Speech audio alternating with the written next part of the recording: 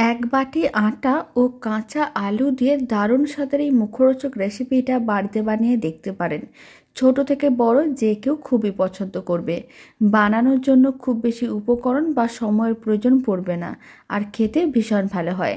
দারুণ স্বাদের রেসিপিটা শেষ পর্যন্ত দেখার জন্য আপনাদের কাছে অনুরোধ রইল। নমস্কার, আমি রুমি। আপনাদের সবাইকে আবারও একটা দারুণ স্বাদের রেসিপিতে স্বাগত। প্রথমে এখানে আমি দুটো ছোট সাইজের কাঁচা আলু নিয়েছিলাম, খোসাটা ছাড়িয়ে রেখেছিলাম। তারপর ভালো করে জল দিয়ে ধুয়ে নিয়েছিলাম। গ্রেটারের সাহায্যে আলু দুটোকে গ্রেট করে নিতে হবে। আমি একেবারে ছোট গ্রেটার নিয়েছি যাতে আলুটা একেবারে সরু সরু হয়ে গ্রেট হয়। এতে রান্নাটা অনেক কম সময়ের মধ্যে রেডি হয়ে যায়। আলুটাকে খুব ভালো করে গ্রেট করে নিয়েছিলাম। এবার বাকি যে আলুটা আছে, মানে এখানে আমি দুটো ছোট আলু নিয়েছি, তবে আপনারা চাইলে একটা বড় আলুও নিতে পারেন, বা মিডিয়াম সাইজের একটা আলু নিলেও হবে। একইভাবে আর একটা আলুকেও গ্রেটারের সাহায্যে গ্রেট করে নিতে হবে। দুটো আলুকে গ্রেটারের সাহায্যে গ্রেট করে নিয়েছিলাম। এখন একটা ছোট্ট মিক্সিং বোলের মধ্যে নিয়ে নিলাম, বা যে কোনো একটা পাত্রের মধ্যে নিতে হবে।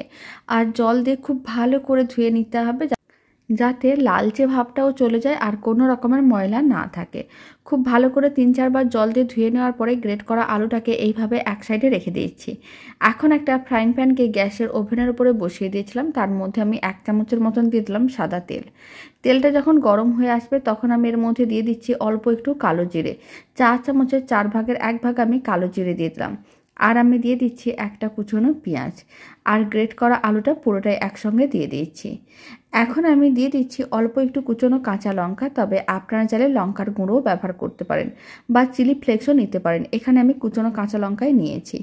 সমস্ত কিছু একসঙ্গে খুব ভালো করে মিশিয়ে নিতে হবে। তারপর নাড়াচাড়া করে 2 থেকে 3 মিনিট এইভাবে মিডিয়াম টু হাই ফ্লেমে ভেজে নিতে হবে, যাতে কাঁচা আলু ও পেঁয়াজ সমস্ত কিছু একটু হালকা লাল হয়ে ভাজা হয়ে যায়। আর এই সময় আমি দিয়ে দিচ্ছি অল্প একটু হলুদ গুঁড়ো। 4 চামচের 4 ভাগেরও কম আমি হলুদ গুঁড়ো দিলাম। হলুদ গুঁড়ো দেওয়ার কারণে কালারটা খুবই ভালো আসবে। খুব ভালো করে হলুদ গুঁড়োটাও মিশিয়ে নিতে হবে। হলুদ গুঁড়োটা খুব ভালো করে মিশিয়ে নিয়েছিলাম। এখন আমি দিয়ে দিলাম স্বাদ অনুযায়ী লবণ। এখানে আমি 1/2 চামচের মতন লবণ দিয়ে দিলাম, আর দিয়ে দিচ্ছি 1/2 চামচের মতন চিনি। অল্প একটু মিষ্টি দিলে খেতে কিন্তু বেশ ভালো লাগে, তবে চিনিটা একেবারেই অপশনাল, আপনারা চাইলে দিতেও পারেন, নাও দিতে পারেন। এবার অল্প একটু গরম মশলার গুঁড়ো দিয়ে দিলাম। তারপর সমস্ত কিছু খুব ভালো করে মিশিয়ে নিতে হবে। আর এইভাবে 2 থেকে 3 মিনিট আর একটু নাড়াচাড়া করে নিচ্ছি, যাতে সমস্ত কিছু হালকা লাল হয়ে ভাজা হয়ে যায়। যখন এইভাবে হালকা লাল হয়ে ভাজা হয়ে যাবে তখন আমি দিয়ে দিচ্ছি 1 বাটি আটা। এখানে 150 গ্রামের মতন আটা আছে। এবার আটাগুলোকে আবারও সমস্ত কিছুর সঙ্গে খুব ভালো করে মিশিয়ে নিতে হবে। ফ্লেমটা মিডিয়াম টু লোতে রেখেছি, যাতে সমস্ত কিছু খুব ভালো করে মিশে যায় আর আটাটা যাতে লালচে না হয়। যদি ফ্লেমটা মিডিয়াম বা হাইতে থাকে তাহলে কিন্তু লালচে হয়ে যেতে পারে, তাই মিডিয়াম টু লোতেই রাখতে হবে। প্রায় 2 মিনিট এইভাবে একটু নাড়াচাড়া করে নিয়েছিলাম। এখন আমি দিয়ে দিলাম ওই বাটির 1 বাটি জল। যতটা আমি আটা নিয়েছিলাম ঠিক ততটাই জল দিয়ে দিলাম। তারপর খুব ভালো করে একসঙ্গে মিশিয়ে নিতে হবে। আর নাড়াচাড়া করে মিশ্রণটাকে ঘন করতে হবে আর একটা ডোয়ে পরিণত করতে হবে, যাতে ফ্রাইং প্যান থেকে মিশ্রণটা আলাদা হয়ে যায়।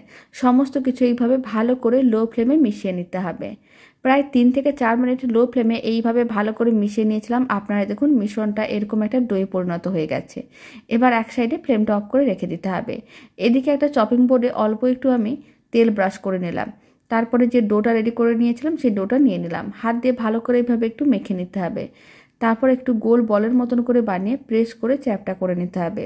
ডোটাকে এইভাবে ভালো করে প্রেস করে চ্যাপটা করে নিয়েছি। আর সাইডগুলোকে একটু সমান করে নিতে হবে। আমি এখানে গোল শেপ দিয়ে রেডি করছি, আপনারা আপনাদের পছন্দ মতন যে কোনো শেপেই রেডি করতে পারেন। তারপরে প্রথমে এইভাবে গোল শেপটাকে হাফ করে কেটে নিলাম। তারপরে হাফ অংশগুলোকে আবারও হাফ করে নিতে হবে। আবারও যে টুকরোগুলো বেরোচ্ছে 4টে টুকরো, সেগুলোকে হাফ করে নিতে হবে। মোটামুটি এখানে আমি 8টা টুকরো এইভাবে কেটে নিয়েছি। আপনারা আপনাদের পছন্দ মতন যে কোনো শেপেই কিন্তু রেডি করতে পারেন। সমস্ত টুকরোগুলো রেডি করা হয়ে গেছে। এবার এইগুলোকে ভেজে নিতে হবে। কড়াইতে কিছুটা পরিমাণ সাদা তেল নিয়ে গরম করে নিয়েছিলাম। এবার সমস্ত টুকরোগুলো দিয়ে দিতে হবে। আর ফ্লেমটা মিডিয়াম টু হাইতেই রাখতে হবে। উল্টে পাল্টে লাল লাল করে ভাজতে হবে। ফ্লেমটা মিডিয়াম বা মিডিয়াম টু লোতে রাখলে ভেঙে যেতে পারে, তাই ফ্লেমটা মিডিয়াম টু হাইতে রেখে উল্টে পাল্টে বেশ লাল লাল করে ভাজতে হবে। ভাজার জন্য মোটামুটি 7 থেকে 8 মিনিটের সময়ের প্রয়োজন পড়বে। আর বেশ মুচমুচে হবে, খেতেও ভালো লাগবে। বাড়িতে বানিয়ে দেখতে পারেন। আটা দিয়ে বানানো দারুণ এই মুখরোচক রেসিপিটা বানানো যেমন সহজ, খেতে কিন্তু বেশ ভালো হয়। খেয়ে বোঝাও যাবে না এগুলো আটা দিয়ে বানানো হয়েছে। মোটামুটি 7 মিনিট পরে দেখাচ্ছি উল্টে পাল্টে লাল লাল করে ভেজে নিয়েছিলাম। এবার তুলে একটা প্লেটের মধ্যে নিয়ে নিচ্ছি। সমস্তগুলো একইভাবে প্লেটের মধ্যে নিয়ে সার্ভ করে নিতে হবে। অল্প একটু টমেটো কেচাপ দিয়ে খেয়ে দেখতে পারেন, খেতেও বেশ ভালো লাগে। আর এই রেসিপিটা শেষ পর্যন্ত দেখার জন্য অসংখ্য ধন্যবাদ। ভালো লেগে থাকলে আপনারা যদি ফেসবুক থেকে রেসিপিটা দেখছেন, পেজটিকে ফলো করে নেওয়ার অনুরোধ রইল। ইউটিউব থেকে দেখলে চ্যানেলটি সাবস্ক্রাইব করে নেওয়ার অনুরোধ রইল। পাশে থাকা বেল আইকনটি প্রেস করে নেবেন নতুন রেসিপির আপডেট সবার আগে পাওয়ার জন্য। বাড়িতে বানালে কমেন্ট বক্সে জানাতে একেবারেই ভুলবেন না খেয়ে আপনাদের কেমন লাগলো। তো চলুন, ভিডিওটা আমি এখানে শেষ করছি। আপনারা সবাই ভালো থাকবেন, সুস্থ থাকবেন। আপনাদের সঙ্গে আবার নতুন রেসিপি নিয়ে দেখা হচ্ছে।